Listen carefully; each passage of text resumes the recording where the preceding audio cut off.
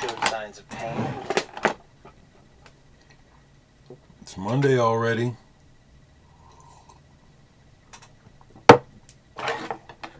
'24th, the last full week of October already. Wow. Well, I'll visit with you for a little bit. I see where Oscar is caught up. It looks like he kind of binge watches me. Seems like he has, for whatever reason, has to wait, and then I see where he does about 10 likes in a row. Very cool. How was your weekend? I had a very good weekend. My Zoom with my family on Saturday was real good. It was just me and Stephanie and Kareem. Nobody else joined us. But I really appreciate my family.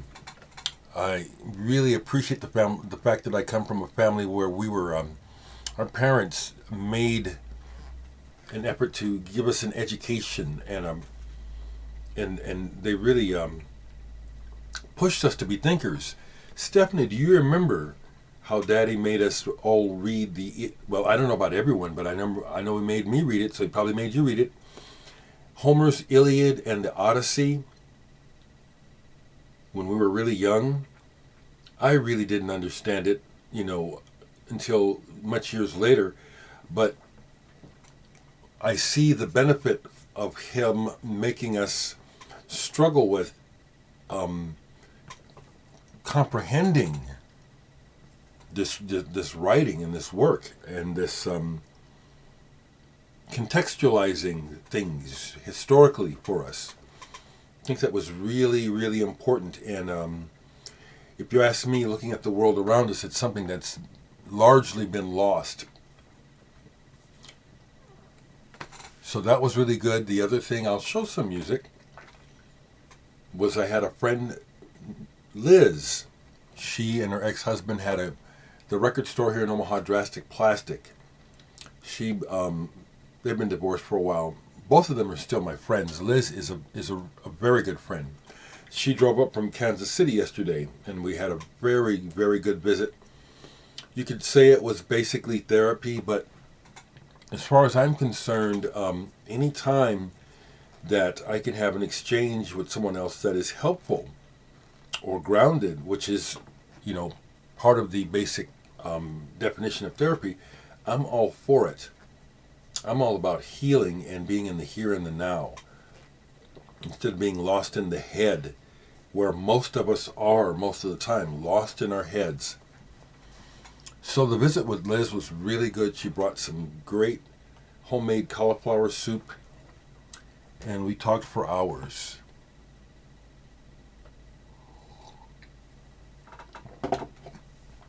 Besides continuing to work on my album all weekend, I'm really happy that I'm glad that I'm activated, because you can get worried about writer's block and try to push it and make something happen. I just like to let it happen, and when it happens, it's just like turning on a faucet. So besides that, I watched these interviews at Sunset Sound, very famous studio in California. Particularly watched the entire hour, 20 minutes or plus interview with Susan Rogers, plus Peggy McCreary, two of the principal engineers on some of Prince's biggest albums. And it was really quite enjoyable and also enlightening to listen to Susan in particular. She's a PhD now, and she's done a lot of study in sound and stuff, and she had some very astute things to say, which just again make complete sense to me. We all don't hear things the same way. I want you to hear what I hear, but you don't. No one does. We never know if anyone else ever hears what we actually hear or what we want them to hear. She would say that about Prince and just music in general. So it prompted me to pull out the box set of Sign of the Times. And to get into some of the stuff on the vaults, because listening to her talk about his process and how quickly he worked and how he would just, and you can really hear it on these vault tracks. This one of the vault tracks, number 3, is my favorite of them. Cosmic Day, I love that song. But it also has the song on here, Emotional Pump, that he wrote for Joni Mitchell that she turned down. I certainly understand why. I don't even know what he was thinking when he wrote that song for her. But it's interesting to listen to the unused tracks, the early versions of certain songs, and how quickly and stripped down a lot of the stuff was. It was just wham bam, get the idea and keep moving. And you can hear where many things were really brought to life in production afterwards. There's some real throwaway crap on here, maybe not this one. Wally was one on here where I thought, I don't even dig that. Was also watching Bill Jackson, engineer who didn't get credit for a lot of the work that he did at that time. Always liked this album by the time, Ice Cream Castle. I knew that Prince had played all the instruments on the earlier albums, but the band is credited on here, and so Prince fooled me. I thought it was Time. It's not. It's Prince and Morris Day. Prince playing virtually all the instruments, and when I listened more closely, because that's what I did, okay, let me pay attention to these parts. Prince was good at mimicking being someone else on an instrument. He really was. But when they listen closely, yeah, that's Prince, And the other thing is he could jam some drums. He could get funky on those drums. So, yeah, I enjoyed this for the most part. My Drawers. I like that song. My Drawers. Okay, Dave, if you're watching this, I did dip into the Muffins box set a little bit more. I listened to most of disc number 11, Live at Nearfest. What a good band the Muffins really were. And you did have those moments, those flashes of hot brilliance, okay? And where you guys... You know what I'm talking about, and you probably know the exact moments I'm talking about where things were really gelling. Really gelling. I love the scope of the writing in the Muffins, where you're grasping for something, you're reaching for something, and you quite often get it, and there's other times where it's like, we're almost there.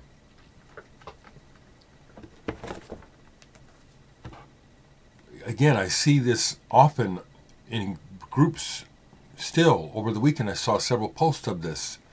So, I'm glad that it's getting out to the ears.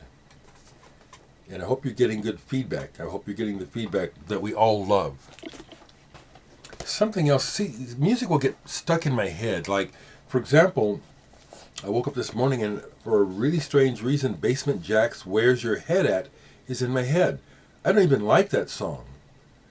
But the video with the monkeys made an impression. And I woke up with that stuck in my head. I don't have the record. But yesterday, the song that was an earworm for some out of the blue was the Stranglers' Sweet Smell of Success, which I have on this 12-inch. So I had to pull it and play it. Now, what was interesting by doing that was listening to how crappy the production is on this. And to me, it might be the time. What year was this? Come on, Dereck. There it is, 1990.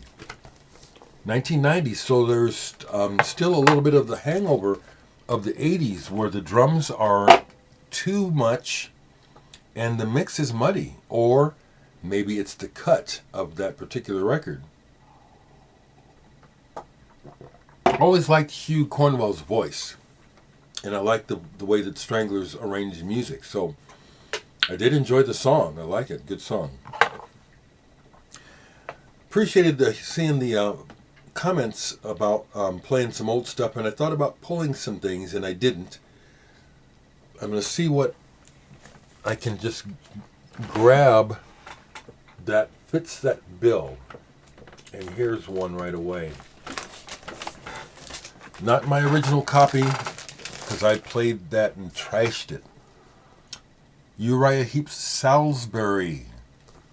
This is my favorite Uriah Heep, and when I heard this for the first time on the radio, the Salisbury Suite, I was transformed. This is what I'm looking for. You know, with the orchestra and the voices and the climbing at the beginning, with the voices moving upwards, kind of like we were trying to go to heaven or some high place. Great album. I even like, the whole album. High Priestess, The Park, Lady in Black. This is a great album. A favorite. They were one of the first big bands that I got to see in concert. At 13 or 14, I saw them for the first time. Saw them twice. Fantastic. With Savoy Brown, the first time was the opening band. Now, I was thinking about this, and if I can grab it quick, I'll do this. Yeah, there it is. There we go. Okay. So, I've talked about how important the whole quote-unquote Canterbury School of music is to me and to my music history. I told you about how I discovered Soft Machine through that sampler album.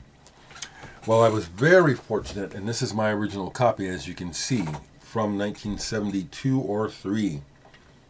I was very fortunate when I did a radio station visit with some friends, where we knew that the stations give away records, at the end of tours. And this was at the small run first black radio station in Omaha. And we went and visited there. It was really fun. And they gave us a bunch of records, and sure enough, they gave us all these records that they would never play. One of them being this classic of progressive rock and / Canterbury, Egg. Dave Stewart, Mont Campbell, the drummer who was in Groundhogs as well, Clyde Brooks. Here's my name. I played this to death, and when I first got it, it was like I had to get to it. It's like, oh, I know I like this, but some of this is like, this is pretty beat, actually. I tried to take care of it, and that's actually pretty good considering how much this is played and how much travel it's experienced. Again, this was unlike the usual stuff like Al Green or Ted Nugent or Deep Purple, and I liked that stuff, but this stuff just really just grabbed my imagination. It's still some of my favorite music. Years later, I was very fortunate to find a mint upgrade copy of it. This isn't the American pressing. It was a DJ copy, and because I was a kid, I worked really hard to get those stickers off. I didn't, I was a kid. I wanted it to be my record, not a DJ, Whereas, as time goes on, those stickers, take on a different relevance. You know what I'm saying? You want to leave them on for the most part. But this was a DJ copy that I had. Then I found an actual stereo UK pressing, and this is in mint condition. Still fantastic album. While I was over there, I got this one that came out too. The Civil Surface. Was lucky. Found it in Lincoln at Dirt Cheap down there. Great stuff. After that, I was able to find the Polite Force, their actual second album. This is great stuff. This is just some of my favorite music.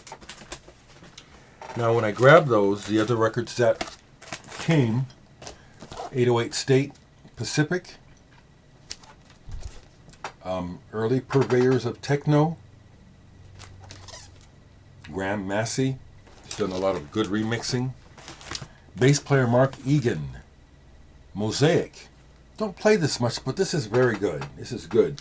Again, this was back late 80s when the big push in marketing on New Age and coffee table jazz was on, and there was a lot of stuff like this going around. Much of it was crap, but this is a good example of some good writing and good playing. Two other records, I didn't get them all, but these two were there. I have more Eela Craig. I think they're a Swiss band. Someone correct me. Eela Craig, Missa Universalis. This is kind of a religious piece. I'm not really into this one, but this one I do like. And this is the first one of theirs I bought. Hats of Glass. With that goofy cover, which I do actually like. And this is an interesting album because it's like they make really good progressive music, but they also have a lighthearted aspect of it where they don't take themselves too seriously. And I kind of like that about this record. But the writing and the playing on it is very good.